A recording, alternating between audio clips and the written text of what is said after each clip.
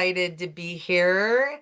Krista Heibel, CEO of CH Consulting Group. And today I had an idea. I wanted to have a CEO roundtable, and I am very excited to be joined with three CEOs from the contact center, CX, business process, outsource, BPO, global services space. So there is a lot going on in the industry and in the market today. I'm very excited to speak with these three leaders of three organizations that I've actually known for almost 2 decades each now. So watch these companies grow and do exciting things as tech has evolved, as the global market has evolved. And I'm just looking forward to chatting and getting some wisdom and insight from Tom and Frank and Han today. So I'm going to let each of them introduce themselves briefly here, and then we're going to jump into some exciting topics. I'll hand it over to you, Tom. Thank you. I think all three of us appreciate the opportunity today. My name's Tom Leidy. I'm CEO of Infinity. We've been in business since 1996. We're a boutique company that focuses on getting and keeping customers. Our execution is normally for mid-market or enterprise level clients that want to target the SMB, the small and medium-sized business market. And our brand that we go to market with is called Buyerlytics. And so we have delivery locations in Cedar Rapids, Iowa, Metro Detroit, Michigan, and then in the Philippines and in Colombia, South America. So part of that expansion globally is just to meet the various needs of our clients. And even though we do specialize in getting and keeping customers, there are things that we do that are very traditional in the BPO space. So, by offering different delivery systems and different types of campaigns that we can work with our clients on, we're able to meet a lot of the capabilities that they would like to see from a partner. Awesome. Thank you, Tom. And thanks, Krista, for scheduling this. Pleasure to be on the board with such prestigious other CEOs. Frank Pettinato, the CEO of Roundtable Solutions. We're a global BPO specializing in telecommunications and healthcare and life sciences. We do a lot of work with direct to consumer, B2B, SMB, as we talked about. 60% of our business is sales. We tend to focus on that as a key differentiator in the marketplace, both inbound and outbound. But a large portion of our business is customer service, member support, patient support for global companies. Our service centers are in North America, in the US, work at home, 2 centers in Mexico and work at home, Noida, India, and work at home. And through some partnerships, we work in South Africa, and we're now exploring entering the market into Egypt. Interesting. We might come back and talk about that, Frank. Han. Yeah, thanks, Krista. Great to be on here with you, Tom and Frank. So Han Butler, president and co-founder over here at ROI-CX Solutions. We were founded in 2008, grew our company to over 5,000 employees across the globe. We're in several locations, mainly here in the US. Large majority of what we do is here. We also have locations in Mexico, Belize, the Philippines, South Africa, and Tunisia. And so typically we focus on mostly healthcare. We also do utilities, power gen, banking, finance, consumer online retail, that kind of sectors as well. But appreciate you having us on here and looking forward to having this conversation. Yeah, I'm super excited to talk about it. What strikes me about all three of you is that when I originally was introduced to what was the core of each of these businesses, you were all domestic.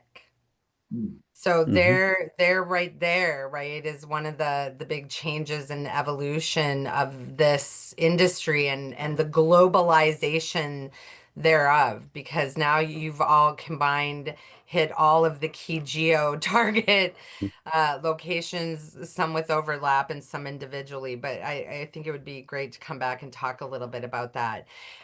What I'd love to start with first, though, is we are now halfway through 2025. I don't know how you all feel about that. I don't know how we already got here. It feels like it was January 1st, like yesterday.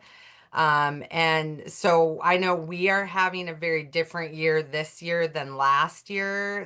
There's a change in what we see clients asking for, spend, budgeting process. Just, things are feeling a little more aggressive over here in 2025.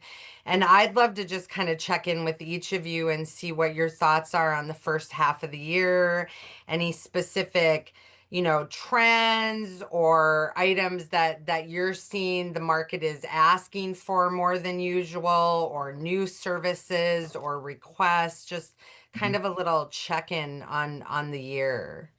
I don't know, Frank, if you want to kick that off at all. That's a great question. Yeah, the first half of 2025 felt like a continuation of the end of 2024. So there was some momentum and progress. But as we're entering the second half of the year, we're seeing a lot of solidification on growth expectations. We've also seen, interestingly enough, and I'm going to be publishing a LinkedIn article on this, a deeper commitment to outbound telemarketing. Mm, Maybe, Han and company, you guys have seen the same thing, but we've come across two partners that hadn't traditionally done it, and they've kind of entered the market with some gusto. I've spoken to other in the industry, and it seems to be a trend. It's kind of going full circle of sorts. As far as non-telemarketing business, we're seeing a pretty constant flow of opportunities for us to take a look at. Typically, they're better served offshore, and we tend to think of things as blend shoring, which we can parse up any specific piece of business and place it within the geography that it makes sense for that subset. So right now, most of our clients are both domestic, international, some are international in multiple locations. And I expect that trend to happen. And that's how I kind of opened the discussion, that we're now looking to further expand into offshore, because we believe that there's an opportunity there to continue to capture some of the appetite that customers have to expand into regions that have wonderful language skills. English, but also European languages are critical for us and some of our clients as they expand. Looking at 2026, we've done some forecasting and some estimating, and we're right now believing that the second half momentum will just kind of stay constant into 2026, not necessarily wane off or accelerate. So kind of middle of the road.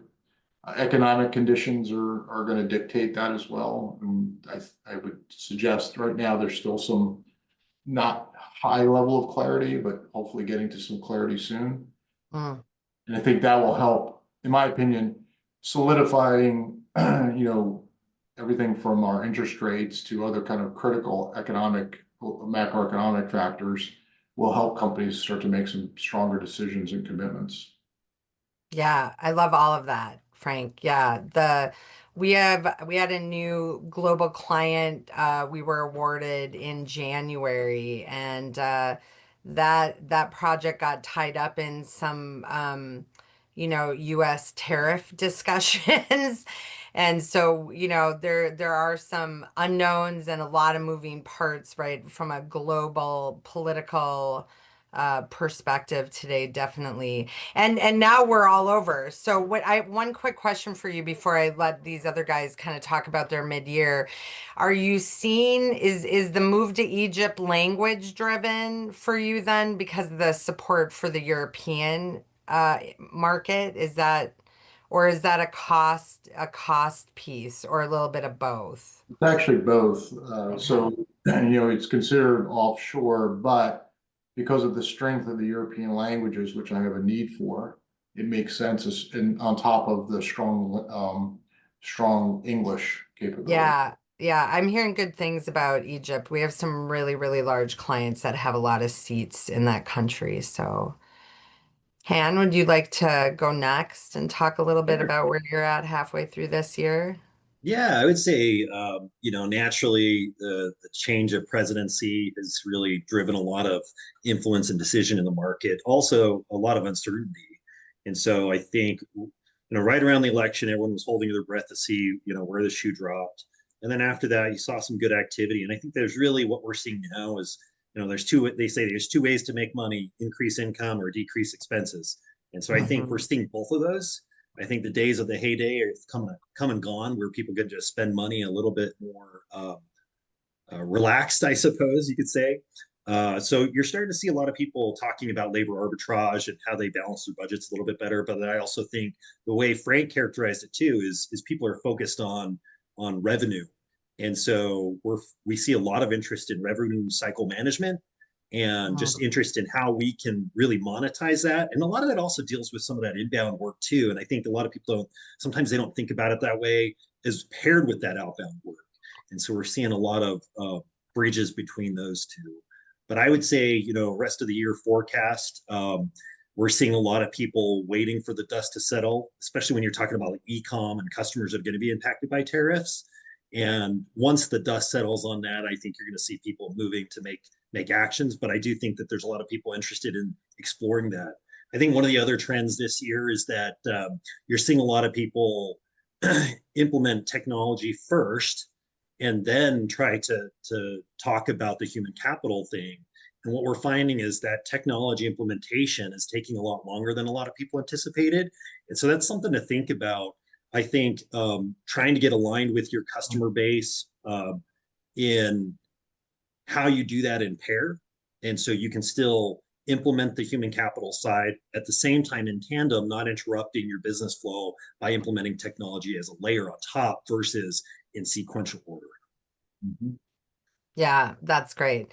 Yeah, I is part, I mean, listen, I think a little bit of what you're referring to is what I was ranting about through most of last year, which is a little bit of the unrealistic expectation on headcount decreasing against AI investment. Am I kind of right? Maybe it's not all Yeah. AI driven. I mean, the market and the P&L and the push to save we've seen for the last couple of years, but I felt like the expectation around AI deployment by investors and boardrooms to just have some significant and almost immediate labor cut was unrealistic. And it's not Right. unrealistic because it can't happen, but it appears to be unrealistic in most cases without a longer term strategy and a well thought out use case and business case. And of course, we'll come back and talk a little bit more about those two letters, A and I, in a little bit here. But Tom, thoughts on 2025? Yeah, I do agree. It's gone fast, for Yeah. sure. But like Han and Frank, we've experienced growth this year, and we expect that to continue. Um, I'm finding that our clients and prospects are more open to growth-oriented solutions than maybe in the past, where it was more of a cost play. I think the clients are looking more at a total ROI Mm, and focus on efficiency, and where they can offshore, nearshore, they're more open to that. I'm seeing, especially traditionally domestic companies that have just worked in the U.S. market or with U.S. partners are more open globally and to different types of recommendations and solutions. So that's been nice, because we've always felt like, we have a consultative model, and half the battle is getting the clients to yeah. adopt some of those, especially based off best practice and experience with Mhm. other clients. So we're happy to see that. The other thing that I'm seeing and hearing in our quarterly business reviews are clients that want more information, even though I think we have a lot out there. They want it packaged. I'm hearing more, even in sales programs, about what are our customers saying.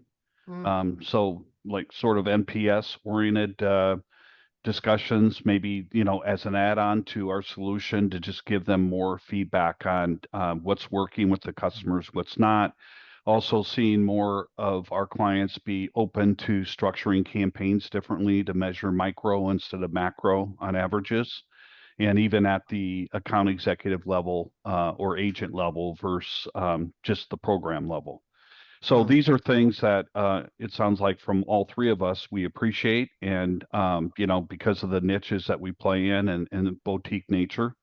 But that's exciting for me to see some of the openness and willingness to listen to experience. Yeah, that's awesome. I love the outbound sales focus piece because, well, I'm old, so I started doing that, right? Like, I mean, I that's one of the things that I think makes us unique in the marketplace is there's a lot of outbounders over here. And so I feel like the market on compliance and regulation concerns often backed out of outbound. It just got too complicated, and we find when we really get into individual business models that we often find areas of opportunity to expand their outreach through that channel. So I think that's great to hear. Bring up VOC, voice of the customer, right? One of the Hmm. things that I've done a little bit of speaking on in the last couple of years is data. And usually, like if I get into a situation where I ask a room full of people, how many of you all think you have all the right data you're looking at to manage your business? Like everyone will stand up. And then I'll start talking about the kind, do you have this? Do you have this? If you don't sit down, and pretty soon, like a third of the room is still standing, right? And one of the biggest gaps is really around that voice of the customer data, right? Like we just don't really do a good job of that. A lot of brands and organizations historically make assumptions, right, around what is maybe disturbing the consumer or not. So we have CSAT, we have now speech analytics and ways to provide that. But I like to hear that clients are coming and looking for that data set. Is there anything in particular that either of you guys within your organization are doing around voice of the customer or VOC initiatives or data collections for your clients that you'd want to share? At this point, from an Infinity perspective, this is a growing need, and one that we're going to respond to relative to our processes and the value that we can offer, because it's just been consistent feedback. I think for a while, at least in the U.S. market, we lost some of that. It seemed like it was just about growth and market share. So I think part of what's driving it is availability of data and just so much literature on best practices that companies want to make sure they're making intelligent decisions. We're also seeing that they're linking the financial aspects more so to the Yeah. program execution than before. We're having more and more conversations with controllers and CFOs on a routine basis than maybe like a quarterly or annual basis in the past. So I Interesting. just think that makes everyone who plays in the market more effective, held Mm-hmm. accountable. But it's important that we build process around that. So that's one of the initiatives that we have is we've kind of narrowed our company processes to 5 key processes, and we're re-engineering those right now to adapt to the market. That's awesome, Tom. That's awesome. Yeah. Han, anything you want to add about voice of the customer or any of those initiatives? No, I like what Tom said. I think what we're seeing is there's a lot more interest in the healthcare space, especially with all the disruption that happened and the unfortunate situation at United Healthcare. I think what that's asked companies to do is really step up for their customers and start identifying what are they saying, and then using that to close that feedback loop. I think in a lot of cases, maybe people were just growing so rapidly and focusing on growth that maybe they neglected their customer base along the way. And so trying to reinvest in that, but it's tough during this time because you're also seeing people, tighten their belts and so forth. So how do you do that in a very constructive way, but also get that data that you need? We have helped several customers tie into more BI tools and be able to get all their information in one place, because I think that's been a big challenge, is a lot of disparate information. So just being able to Yes. help depending on the level. And I think you get different levels of customers who can afford certain things, and at different stages of their company can afford different things, depending on that budget. And so everyone has a different needs, what we found, and that is at a different level. And so just trying to customize that solution and say, hey, have you thought about this? And some people are open to it, some people are not, some people are not at the right stage, and just making sure that you don't take a one size fits all approach, that it's really customized to each customer, and trying to think about it that way. Yeah, I like that. And listen, voice of the customer data and input. I mean, this is research has said for years, right? If you really look at the umbrella of CX, this idea of customer experience, right? Starting from initial marketing, branding, initial marketing, messaging, imaging, right into that lead funnel through sales, service, support, like that is that whole area of CX. All the research in it says all of those touch points matter, right? And there's all those points along the way to be getting information back to add value to the process, improve the service, improve the product. So it's much easier today with technology to do that. But I kind of laugh a little bit because even just social media, right? I mean, you guys all remember when we started talking about CCAS and we were doing Omni, and Omni was voice, web chat, SMS, and social media, right? Wasn't that supposed to be one of the pillars of the whole omni-channel solution, was also social media management or social media monitoring and response management? And just out of curiosity, what percentage of your guys' clients do that today? Do you know roughly, or do you do any of that work for your clients? It's probably like 30%. It's not Yeah, I mean, I feel high. like we talk about stuff, but we don't ever quite get there, right? Yeah. So this idea, but there is those companies that really know how to look at voice of the customer data through speech analytics tools or social media monitoring, and use and leverage those, generally see really solid ROI from those initiatives, both in growth and in savings. So it's Right. just good that we're talking about that data. I do agree, Han, with you that it does have to tie back to the right where they are at in their evolution as a business, and their budget and all of that. All of you have brought up one thing that I do want to also ask about, which is healthcare. Because you guys all play in that field. I know at least Frank and Han do. There's really, I feel like, been a push in that area to be more open to offshore, more open to outsourcing in general, more open to offshore outsourcing than I ever thought that particular vertical would consume. We do a lot in healthcare. There's so much opportunity in healthcare.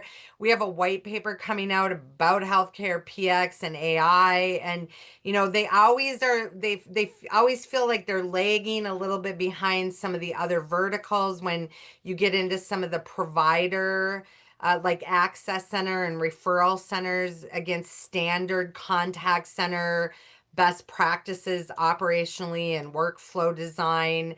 So just any insights or trends or anything around kind of that healthcare space that you guys would want to share or add? Any of you? I could jump in.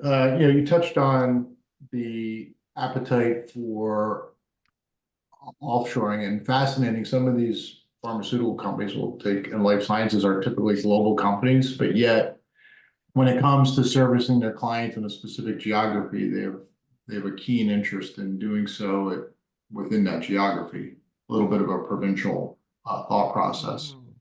So we worked with one of our healthcare and life sciences company, and we took them on a trip to a nearshore location and had them meet the agents and listen to the English skills and dip the toe in the water and a certain percentage of their volume was there, and we looked at the quality scores and voice analytics outputs, and they became believers over time, and to the point where once they saw the benefit of doing so, I'm not going to say advocate, that's too strong, but borderline advocates of doing so.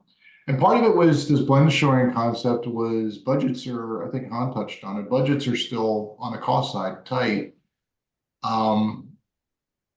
As budgets get constrained, blending the business and perhaps moving work that may actually be better served offshore and nearshore is a wonderful strategy. And it is being, accepted fairly readily in my experience.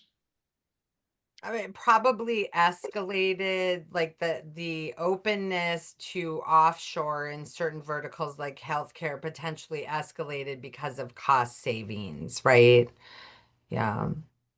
Yeah, and I think what some of our customers are thinking about, and typically the barrier for entry for a lot of the healthcare customers falls in the realm of how do I protect the security of my customers' data, that PHI. And I think that's really typically the barrier. And so as long as the customer can help solve that, or at least carve out pieces of work that they say this is low risk to PHI, or maybe build out their technology infrastructure to really eliminate as much as they can as far as that exposure. I think that's what we're seeing across the board. But still, I mean, a propensity to say, hey, we're going to try to keep it in the US. But at the end of the day, when it comes to dollar cost averaging, maybe put a percentage in, another location. And so, yeah, you may be paying, let's say, just choosing a number, $35 an hour here in the US. If I can get it down to 32, then that'll do it the win this year. And then next year, maybe I'll give more percentage here to get to my 30 budget as the CFO continues to squeeze me. Those are the conversations I'm seeing. And ideally, they want to keep in the US. They still want their customers to perceive them as being, USA focused and making sure that we're employing people in the US. But at the end of the day, when your CFO squeezes you, something's got to give. But then they're also pushing for technology implementations and so forth. And labor arbitrage just seems to be a natural progression through that sometimes. Yeah. Tom, anything you want to add on the topic of healthcare? We don't do a lot in healthcare, but I will comment on sort of blending, domestic, nearshore, offshore. The one thing that's been really refreshing for Infinity is in these, especially the nearshore, I'm finding it's a prestigious job. College educated, and it's a career for many of these nearshore locations. And unlike the U.S. at times where we certainly have career people that have been with us a long time, but it also is considered more of a frontline role. And so that has been sort of a sort of an exciting insight that we've been able to understand better over the last couple of years, is that there's really attractive labor markets. And yeah, there's some language barriers. Near shore, obviously, not all, but many of the potential locations where you might put near shore or Hispanic oriented, and that's obviously a great and dominant language here in the US. So the accent issue is not as prevalent as maybe it was a couple of years ago, at least from our perspective. And so I think there's some really attractive elements besides just the cost. So the goal is, even if the ROI is slightly different and conversion slightly lower than maybe the US, there's certainly an easy way to analyze that financially to make sure the cost of acquisition and different financial KPIs are met. Yeah, I love that. Yeah, all valid points. Yeah. So let's talk for a minute about AI. Every time I go to a conference, I kind of leave angry. I'm a little over it. I'm not gonna lie to you.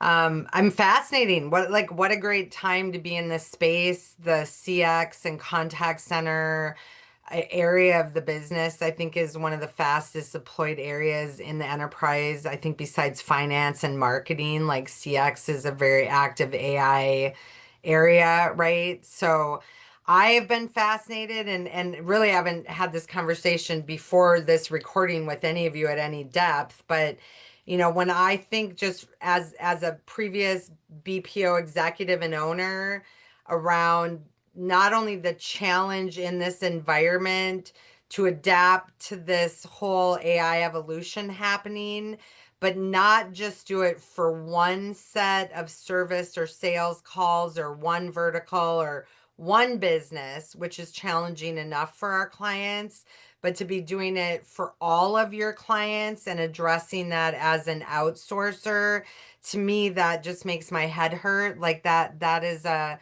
very unique, I feel like, challenge and opportunity for each of you, right? Within a very, very competitive market and space to figure out how do you tackle. I'm sure clients show up and say, do you have AI? I need AI. They don't even know what that means. Who knows what kind of AI they're talking about, right? But I would love to spend a moment just kind of hearing from each of you about how your individual organizations are looking at that technology in particular, where you're kind of at and where you see yourselves going. And I'll let you go in whatever order you see fit on that one.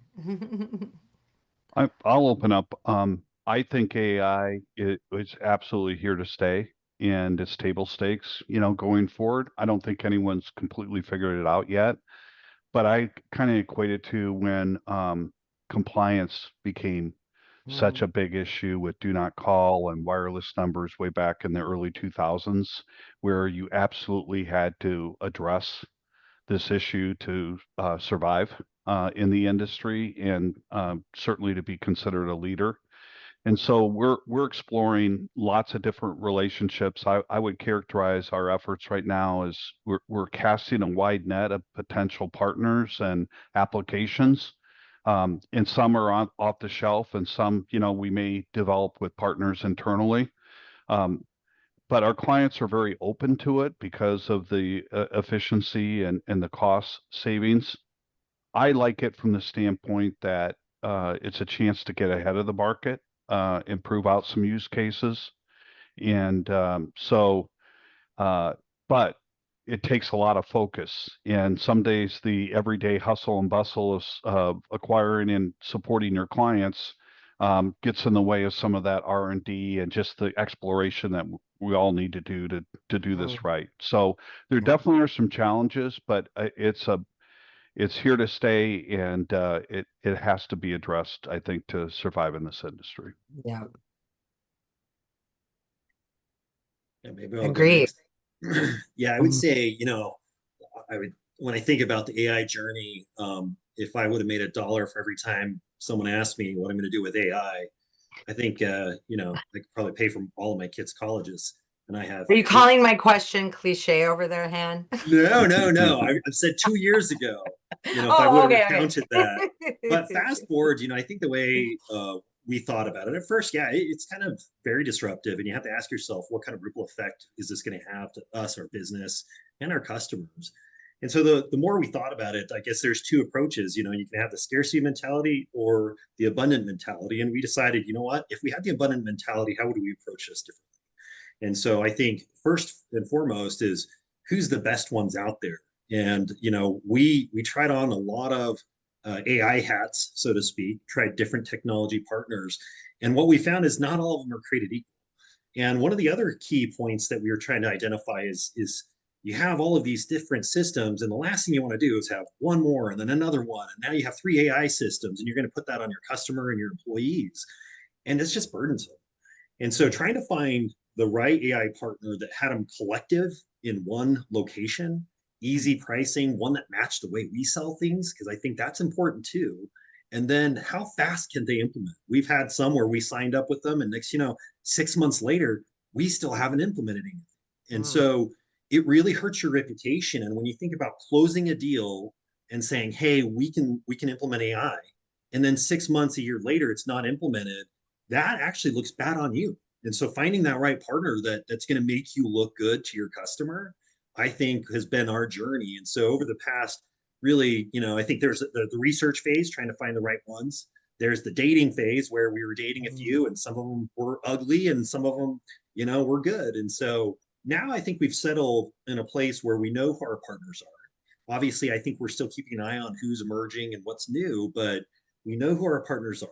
And then I think the next phase is, how do you package this and resell it to a customer that's used to paying an hourly rate, um, and still remain competitive, and making sure you're doing the right thing for your company and all of its customers. And so I think that's kind of been our evolution. But I think you're starting to see the stabilization across the industry. It's not as big and disruptive as we thought it was going to be, but it definitely is going to help. And I think the future is pretty bright in it.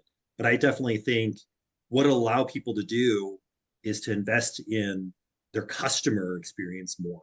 And so as you do see any cost savings you're going to get on the front end doing the tier one type work, then you can actually invest. And a lot of customers who are doing it right are saying, hey, we used to worry about average handle time. Now, when it gets to a human agent, they're typically emotional, or they just want to talk to a human, or their issues are more complex than AI can solve. And so now take your time, ask them about their day, make sure that it's a good experience, because that's going to come out and resonate across your industry. Yeah, that's awesome. I think that's good content. I look at AI in two different categories. So there's the customer facing or external facing AI, which I think is what the team has been touched upon. We were early adopters in internally focused machine learning and AI technology. And because of that, it's pretty pervasive within the organization. Fairly significant investments over at this point, 5 years or so. And what we've come to find out is, to the team's point, there's a lot of efficiency to be gained, but there's also an opportunity, a clean palette of sorts, where we can explore different ideas and thoughts on exactly how to leverage this. And it's when I say pervasive, we have AI touching training, we have AI touching quality, we have AI touching our dialers and our dialing strategies. We've got agents using desktop tools, and on and on. There's virtually no part of the organization that hasn't had even a small piece moved into what we'll call AI, or what would be traditionally more machine learning. On the client-facing part, I think on where the team is, there's a lot of emerging thoughts on this. There's a lot of emerging technology partners. And there's also an appetite for some of these clients to either decide whether they want to do it or not. Yeah.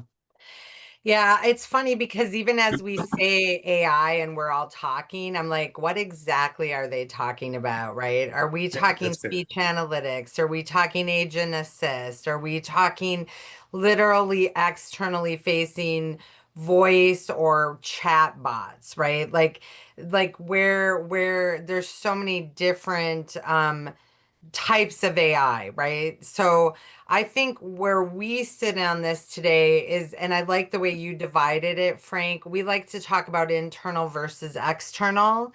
Internal is about optimization, employee engagement and experience, CX as well, accuracy, quality, right? Decreased training time, knowledge management improvement, and all of that ROI as well. Like when we do tech strategy, we're always looking for the ROI in it. Why are you spending the money on it if you can't measure why you're investing in it? And then when that, and again, this is not a rule for everybody, but in theory, when that is in place, then moving into more of the bot, the more client interacting, external facing, comes with a little bit lower compliance, accuracy, quality risk, because you've kind of been, using it internally and you have a little more experience. Your knowledge management is probably a little more sophisticated. So that's kind of how we look at it.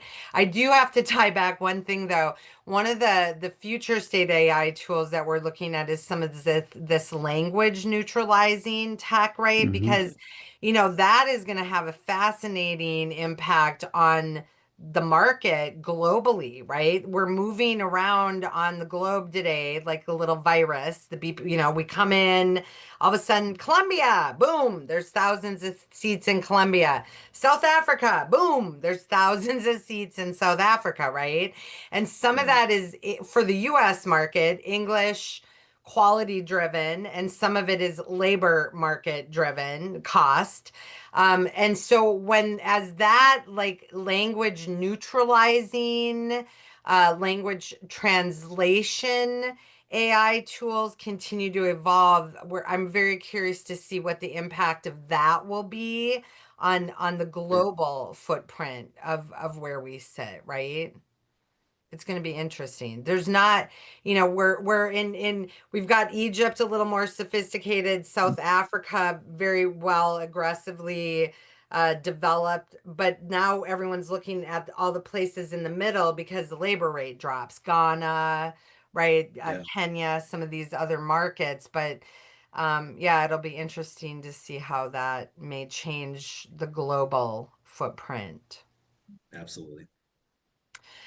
Table stakes, are there certain pieces that you just feel like you have to put a wrap on the AI conversation when you look at where you are today and you're all looking at the different products and applications and the right places to integrate it into your business for support for yourselves or the clients, are there certain things that you say, listen, you have to have these applications today to be competitive or most optimized? I don't know if it's table stakes, because I think each business needs to look at what's important to them and leverage the tools and technology that's out there. It'd be tough to peanut butter it. I mean, we've made some decisions to adopt some technology simply because it aligns with our specific business goals. Mm-hmm. Um, but maybe at a higher level, table stakes is you need to be open and look at it. And I like testing, just test. I think Han, you kind of touched on talking to partners, testing and learning, because you never know what comes out of these. Sometimes even a failed test is super valuable because you've learned perhaps the different direction you want That's to go. right. Yeah. Yeah.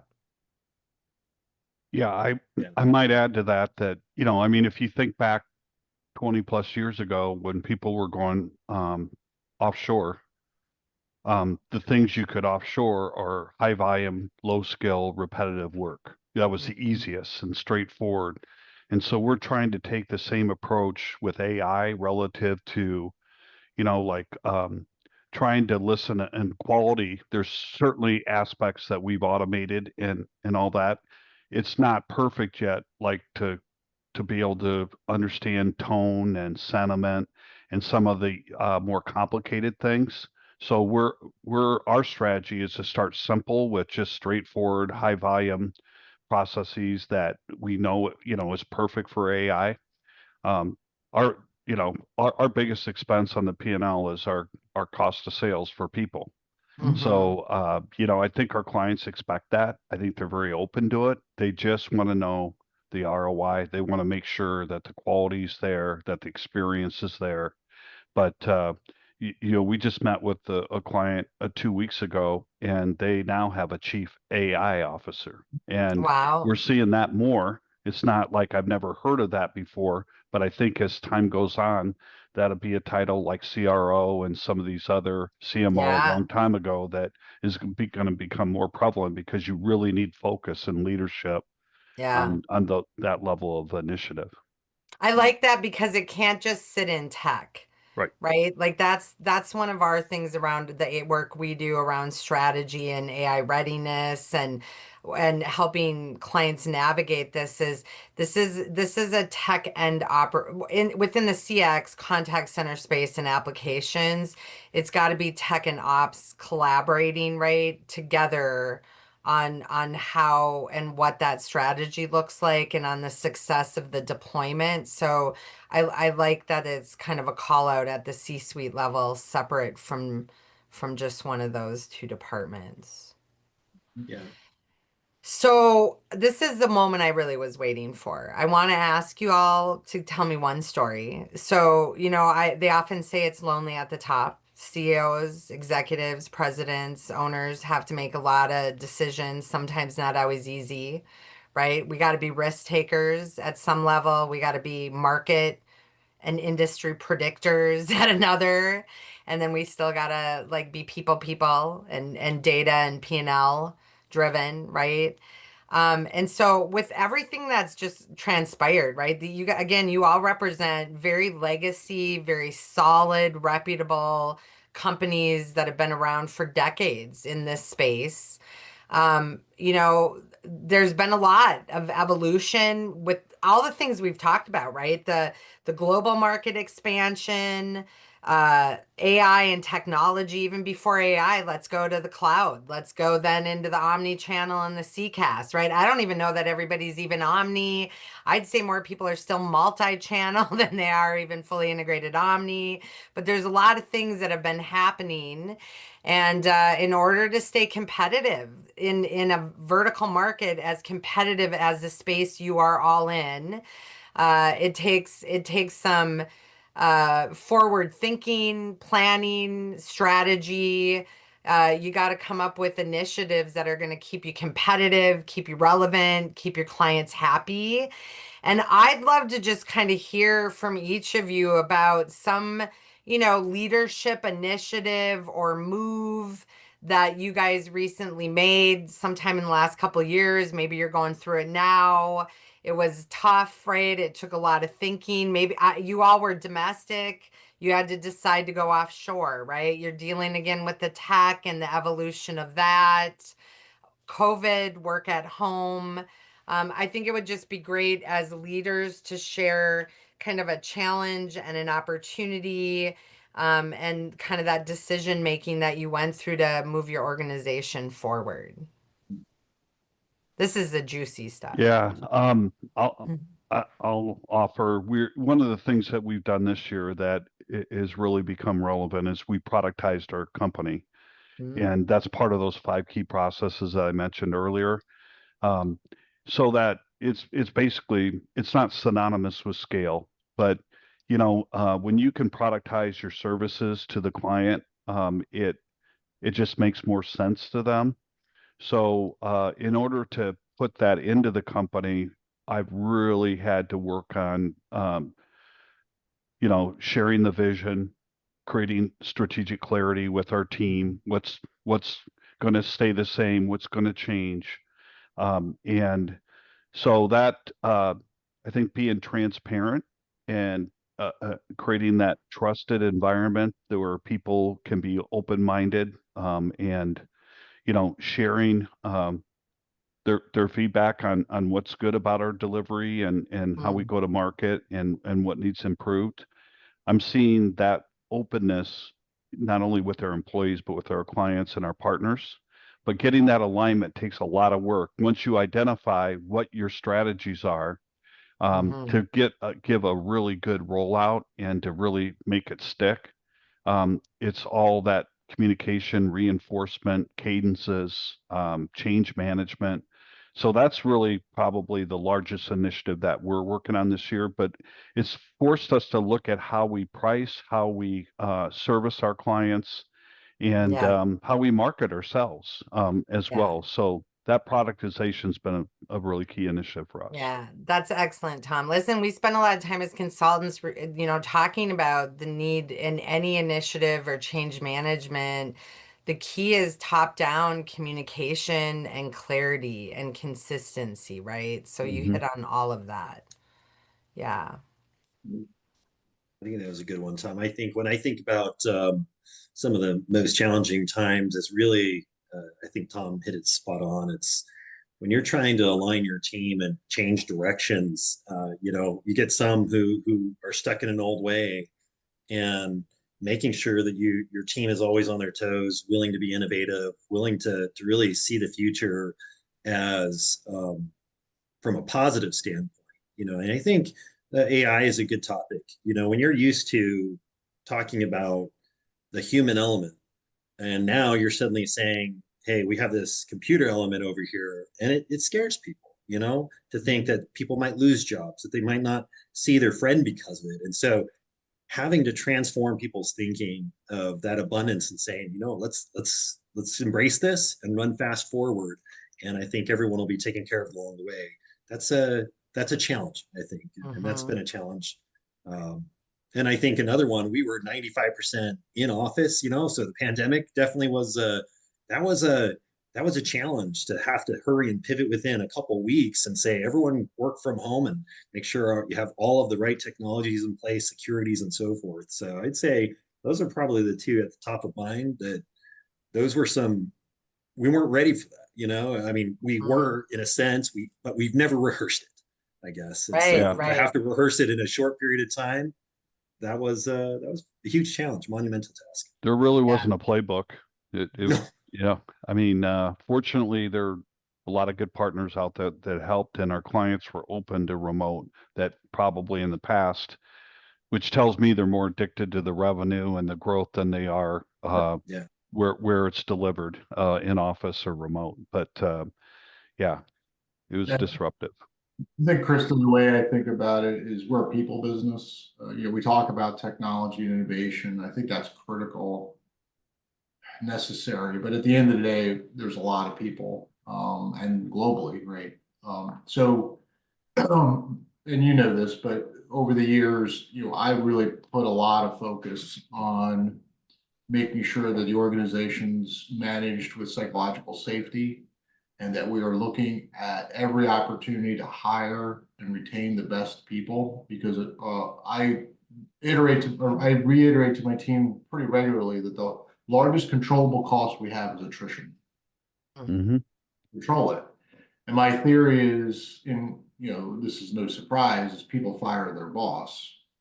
So that frontline management, they're the people that we invest a lot of time into, a lot of training, a lot of development, a lot of coaching, so that they are engaging those employees.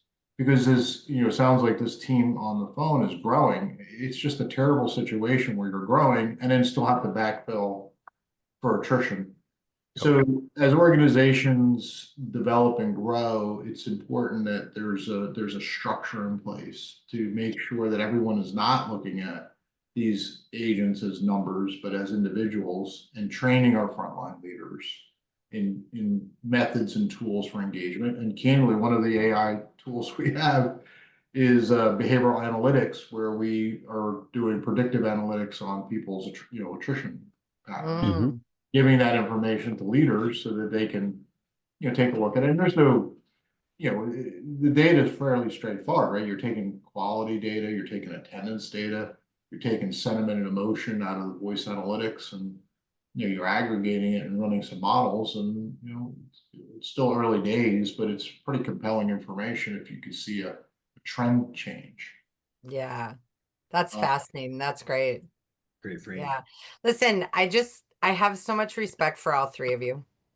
Seriously. And the way you just talk about your organizations and your team is why you're all still successfully in business and growing and serving your clients. Because if I had $1 for every time I've walked into a client's and sat in a boardroom and had to remind them that the most important people in the organization as it relates to customer experience are not in the boardroom, they're out on the front line dealing with that every day. And I don't know about any of you, but I started on the phones and I never wanted to go back to that frontline job. It's tough. It's hard, right? It's not easy work every day. It can be thankless work.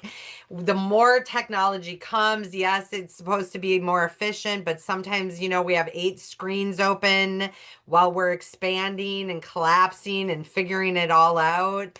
And the fact that I know personally that all three of you are like people tells me a lot about why I always recommend these three companies if given the opportunity, and why I know you do the kind of work that you do with your teams. So it is with utmost respect, seriously, to all of you and where you're at.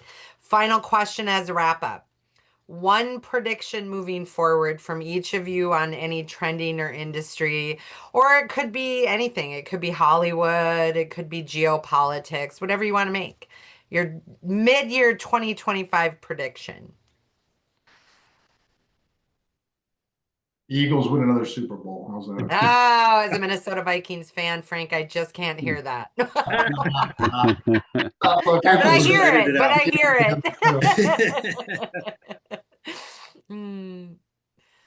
I would say I think you're going to see, hopefully, the dust settle towards the end of this year and people feeling a little more comfortable with what the future looks like. I think this has been a very disruptive year. I think it'll start to normalize towards the end of the year, if not into early next. But I think the world will get a little more comfortable place again. Good. Yeah, and I mean, just to add on to that, I think there will be more clarity, and I'm hopeful that our economic and political environment support our industry, and even some of the incentives that would really help boost, and like training incentives and growth incentives, things like that, that maybe payroll tax incentives, and it seems like some of those are on the table right now. Yeah, that's awesome. I'm going to make a prediction that you all in the BPO outsource space are going to continue to move in the direction of creative pricing and structuring. Because as you are bringing the AI to the table and the tech to the table, the traditional labor model is not going to stick. I think Tom's onto something with the productizing. I think there's going to have to be a little SaaS model type thing into how and what you're providing. Maybe some of you are already doing that, but I think there's going to be some really restructuring of some of those traditional relationships and what they look like and what your clients are needing from you because of some of the tech evolution. Yeah. We'll see. I think we should reconvene in 6 months and see where we're at. We should spend some money on Sounds good. Thank you all for joining me. Yeah. And anybody listening, if you have any questions or comments, there's contact information for all three of these brilliant leaders and their organizations connected to the video. Go ahead and reach out to them. And thank you for listening and taking along today. We'd love any additional comments or feedback or questions. Thanks, Thank Krista. you for your thought leadership as well. Yeah, Thanks, appreciate you. Yep. Thank you, guys. Take care, guys. Thank you. All right, guys, that's it.